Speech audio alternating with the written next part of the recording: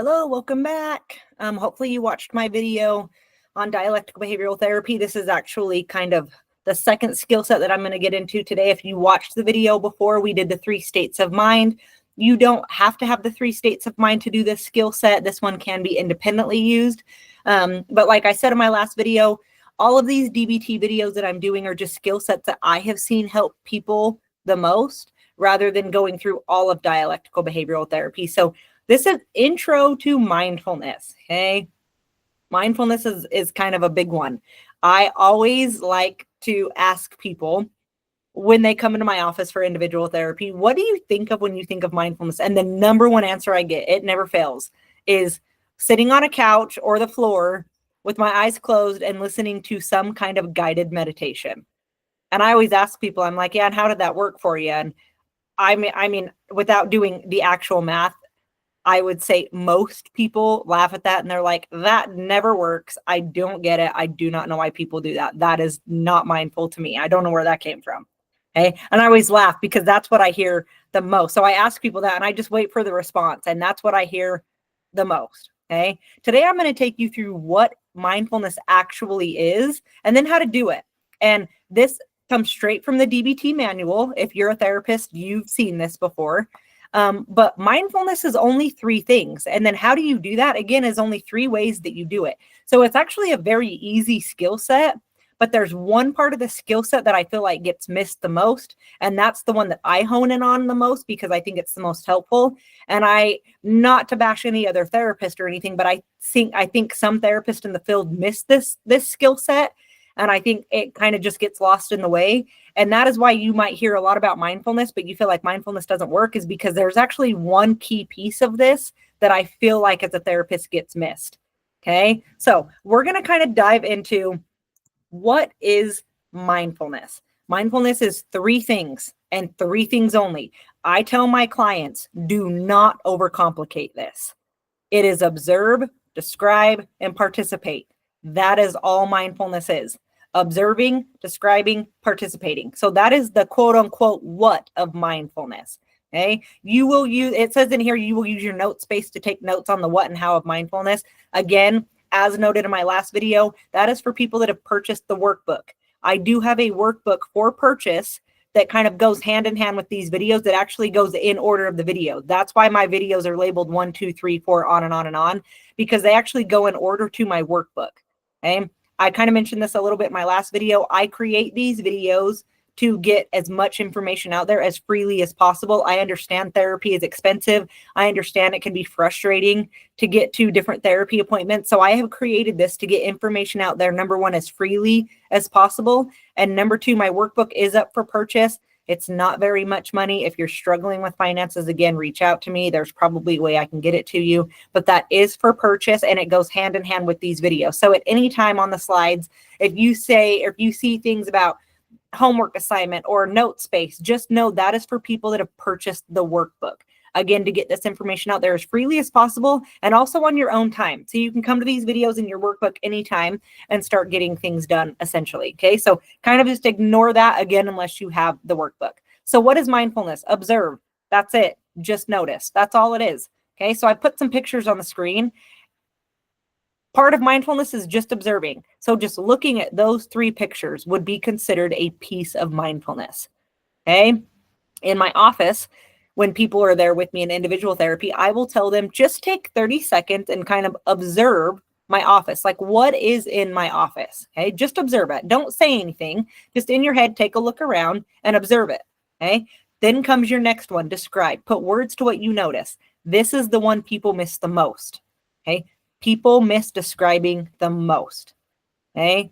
And this is an interesting one because people are going to describe things differently depending on the person. I will have some people come into my office and they will actually describe things like the wall color, the picture of my art, things like that. I will have other people come in and say, well, you have a computer and you have a phone, and they won't mention anything about color. They'll mention objects. So, but it's all describing.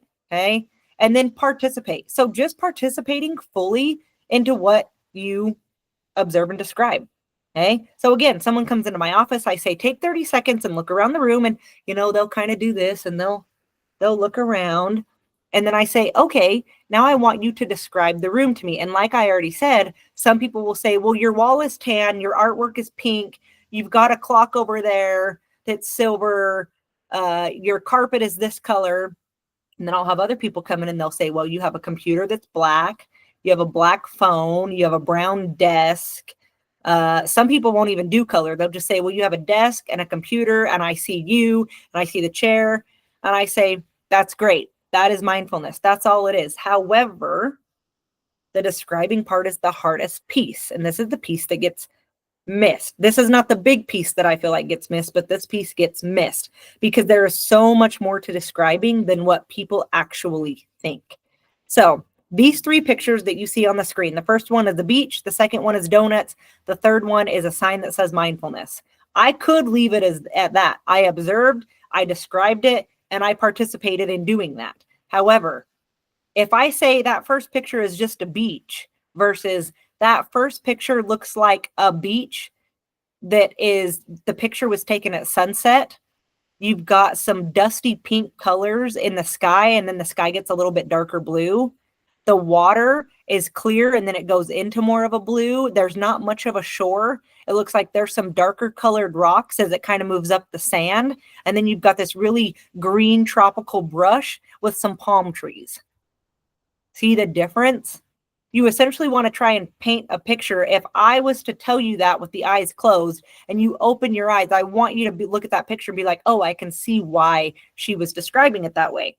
Same with the donuts. I can say that's a plate of donuts. That's great. Okay. But if I say it looks like it's on a clear see-through plate, it looks like it's on some kind of a marble table, and there is a donut that is white with red stripes, almost like a candy cane. There's one that's got light pink frosting, and then it looks like it's got red, pink, and white sprinkles like Valentine's Day. There's one that looks like a cookies and cream donut. There's one that's got light green frosting with green sprinkles, almost looks like something for St. Patrick's Day. And then it looks like there's a chocolate donut with chocolate frosting and some kind of a nut dust over it, maybe an almond dust or something like that. You open your eyes, oh, I can see how she was describing that. Okay, same with the bottom one. I could say, oh, it's just looks like a piece of paper with mindfulness written on it, versus it looks like it is a smaller piece of paper with mindfulness written in cursive, and it looks like it was taken in front of a window on a day that looks a little bit more gloomy, and the background is a little bit more faded out so you can really see that mindfulness. See the difference? Okay. I could leave it at the first one, but you really do want to try and describe around you as much as possible. That is one of the key things about mindfulness. Okay. So don't overcomplicate it though. Observe, describe, participate. If I was to give you advice and you were one of my one-on-one clients that was coming to see me, I would challenge you to focus on the describe piece. Okay. Focus on that description, the colors, what's happening, the background, things like that. Really try to describe what is happening. So that is what mindfulness is. Mindfulness is observe, describe, participate. That is it. Don't overcomplicate it. Please do not overcomplicate it. Okay. Now it's like, well, how the heck do we do that? How do we observe, describe, and participate? Okay. There's three things on how to be mindful. Don't judge, focus, and do what works. Okay. That is how you be mindful. Okay. Don't judge. It is a normal human response to judge ourselves, other people, situations. Within mindfulness, you kind of want to try and let go of judgments. When you do catch yourself judging, don't judge yourself for judging. For example, if you noticed when I described all three of the previous pictures, there was zero judgment.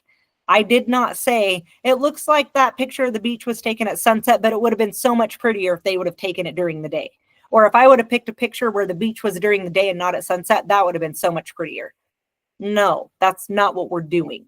We are simply just describing what we are observing, okay, without judgment. Again, if you catch yourself judging, don't judge yourself for judging. It is normal human response. But during mindfulness, we really want to let go of that, okay? Focus. It's exactly what it says. Just focus on the mindfulness item of your choice. So when people come into my office and I ask them to observe my office, I don't necessarily say, observe my office and then go out into the hallway and then come back and observe my office some more. No, I just want them to focus on just that thing. I think this is a very hard part of mindfulness.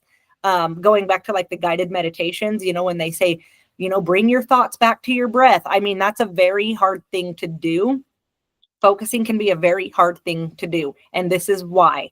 This is when I first started this video, why I said there is a skill set within mindfulness that I feel like other therapists in the field have missed. And I actually think it is the biggest piece of mindfulness, and I think it gets overlooked. And I think that is what makes mindfulness so hard for people in general. And it is that last skill set, do what works. If you do not do what works, your focus, you're not judge, you're observe, describe, participate, it's not going to work like it could. Okay? People that don't like guided meditations don't like them because they don't work for them. Okay? I cannot stress this enough. Do what works. Now, the hard part about the do what works piece of mindfulness is you're not necessarily going to find what works until you find what doesn't work. And then once you find what doesn't work, you're going to find so many examples of how you do this. Okay? You've got to find what works for you. I will give you kind of an example that I tell my individual clients. Those of you that know me know I have 2 children. I have one that's a senior in high school and one that is still in elementary. What works for me and my kids is at the beginning of the year, I print out their school calendar. I go through my schedule 6 months to a year in advance, and I actually take the days off that they're out of school. So I go through and I take fall break. I take fall break off. Christmas break, I take Christmas break off. Anytime that my one that's still in elementary has an early out, I actually leave early that day. And it doesn't happen all the time, but most of the time I like to stay on that schedule with them as much as I possibly can. Every single year, I go to the drag races in Las Vegas. Every single year without fail. I go in. As soon as my schedule will allow me to go into that time of the year, I go in and I block that whole weekend off. Not only that, I will go to the races on Sunday because it's the least busy day. And then I usually don't fly back home until Tuesday or Wednesday because I like to leave my house Sunday morning, get on a plane, go to the races, and then I like to have a couple days in Vegas and then fly back. It's not as expensive when you're flying during the week most of the time, okay? Because that works for me. That wouldn't work for everybody. Some people are like, I need to go to the races on Saturday and come home Sunday because I got to get back to work. If that works for you, great. But this skill can be used everywhere. Okay. You just have to make sure you're using it. Okay. I will give you an example of an actual client that I had that had come to see me, and they were in distress over some concerns with their job. And that one of the concerns was they had struggled with sleep and rest their entire life. And essentially, the time that they had to get up for their job was just the time that would not work for their body. Their body just could not get up and do that. Okay. And they came to therapy a little bit in distress over this. And I had to kind of wheel them back in and say, let's think about this for a second. If you know that you've struggled with sleep your whole life, why have we not thought about getting a sleep study done? Looked at possible medications, looking at supplementation, looking at your diet, looking at changing shifts, seeing if we can work more of like a night shift type of a thing, seeing if you're in the correct field even that's going to really work for you. And they kind of like looked at me and I said, yeah, because if you don't do what works, you're just now going to fuel a core belief system that you're a failure and a disappointment and all of these things when you weren't doing what worked. It's that simple. When you don't do what works, it's not going to work. And like I said, this skill is hard because you don't know what works until you know what doesn't work. So really, really try to do what works. When you do what works and you find what works for you, the rest of mindfulness falls right into place. All right. I will tell you, even as a trained therapist, guided meditations are not my thing. They do not work for me. I do not like them. I don't like taking a deep breath and exhale the negative with your breath. I do not like that. Okay. And yes, that is me judging it, but it does not work for me. Okay. I am judging in the sense of that does not work for me. If it works for you, that is great. It does not work for me though. I find myself being mindful in other ways throughout the day that actually work for me. So this is another skill set that I really stress with people coming into individual therapy. You can't necessarily have transformation in your life if you're not doing what works. Okay. You've got to do what works. If you want more examples on how these all tie together, again, let me know. If you've purchased the workbook, there's actually 9 different combinations of the what and the how, so you can interweave every single option together. And then, like I said, if you're doing one-on-one with me, you take that workbook, that homework, and we review it. If that's something you're interested in, reach out to me. But that is mindfulness. It's just observing, describing, participating. And then how do we do that? We observe and describe and participate with no judgment by focusing and doing what works, right? A lot of my clients will say, I mean, I can observe and describe and participate doing the activity about looking around your office. But when they leave my office, they're like, yeah, I'm not going to go home and observe my room, right? Because that doesn't work for them. So based on your life is how the do what work skill is going to work. This one's a little bit hard to give you a lot of examples on because everybody's life is so different. And this is really something, again, if you're wanting more, if you are willing to tell me a little bit about your story and like, I really want to find what works for me, feel free to email me and we can kind of get some things figured out, some examples figured out for you. And even if you're like, this might be working, but I don't know, go ahead. Again, email me. We can see if it's working, if it's not. But again, what of mindfulness? How of mindfulness? Observe, describe, participate. That is it. Don't overcomplicate it. Don't judge, focus, do what works. Really, really focus on the do what works. That is your key in this. I feel like a lot of therapists in the field have missed that skill set. I personally feel like if you don't do what works, the rest of mindfulness cannot come together. Okay. So please focus on do what works, trial and error. Find what works for you, what doesn't work for you. Okay. I hope that you've liked this. The next video, we're actually going to do what's called dialectics. This is one that I see a lot of people have quite a bit of fun with. Okay. So I hope that you will join me for the next one. See you guys later.